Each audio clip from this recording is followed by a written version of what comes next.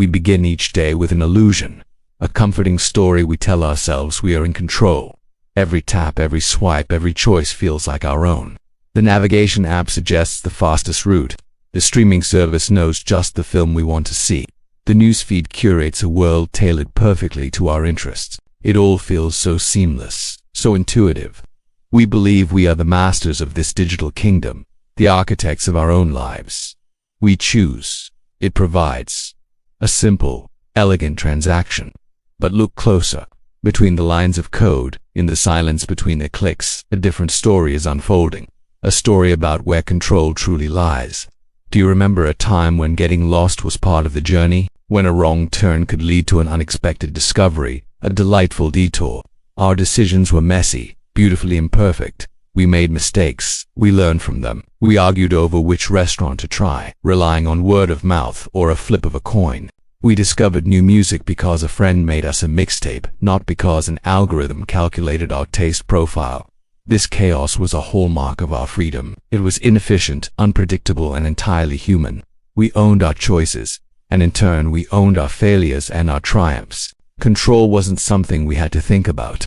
It was simply the air we breathed. It was the natural state of being. Then, convenience arrived, disguised as a helping hand. Why struggle when a system can do it for you? Why risk a bad meal when an app has already aggregated thousands of reviews?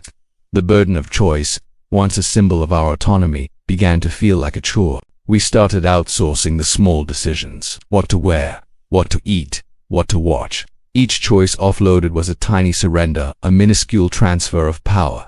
The systems were just so good at it. They optimized our lives, smoothing out the bumps, eliminating the friction of human error. We were told it was progress, a smarter way to live, and it was easier, so much easier. But easier does not mean safer. And as we embraced this newfound efficiency, we failed to notice what we were giving away in return. Judgment, instinct, the very act of thinking for ourselves, was being quietly replaced by automated perfection. The shift, when it happened, was almost silent. It wasn't a hostile takeover, it was a quiet promotion.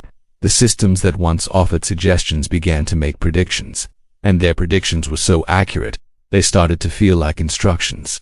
The GPS didn't just suggest a route, it dictated it. The financial app didn't just offer advice, it managed our portfolio. The hiring algorithm didn't just screen candidates, it selected them. We in turn became followers. We stopped questioning, stopped weighing the options. Why would we? The system was always right. It had more data, more processing power, more intelligence. Our own judgment felt clumsy and outdated in comparison. We trusted the process, assuming the logic was sound, the outcomes benevolent. We never asked who wrote the rules. We never considered that control didn't just vanish into thin air. It moved. It consolidated in unseen servers, managed by entities we could not see, for purposes we did not understand. This dependency soon hardened into obedience. Try to navigate a new city without your phone. Try to choose a movie without a recommendation engine. Try to remember a friend's phone number. For many, the thought alone induces a quiet panic. We are now so intertwined with these systems that functioning without them feels impossible. On the surface, we appear calm, our faces illuminated by the soft glow of our screens, seamlessly moving through a world managed for us. But beneath that placid exterior, a dependency has taken root. We are passengers in our own lives. The visual landscape reflects this new reality. The same coffee shops, the same fashion, the same opinions, all algorithmically endorsed and globally distributed. A world of infinite choice has collapsed into a few perfectly optimized paths. We have become predictable, manageable. The system thrives on this order, and we obey because we have forgotten how to do anything else. And so, we arrive at the final act. Look around. The systems are running themselves now. The traffic flows, the markets trade, the content is created and consumed, all within a closed loop of automated logic. Humans are still present, of course, but our role has changed. We are no longer the drivers, we are the data points. We are the fuel that feeds the machine, our behavior the resource it endlessly refines. We scroll, we watch, we obey. The illusion of control has faded, but we are too comfortable, too distracted to notice its absence. The complex, vibrant, messy world of human choice has been replaced by a quiet, efficient, and utterly sterile hum of a self-perpetuating system. We didn't lose control in a grand battle.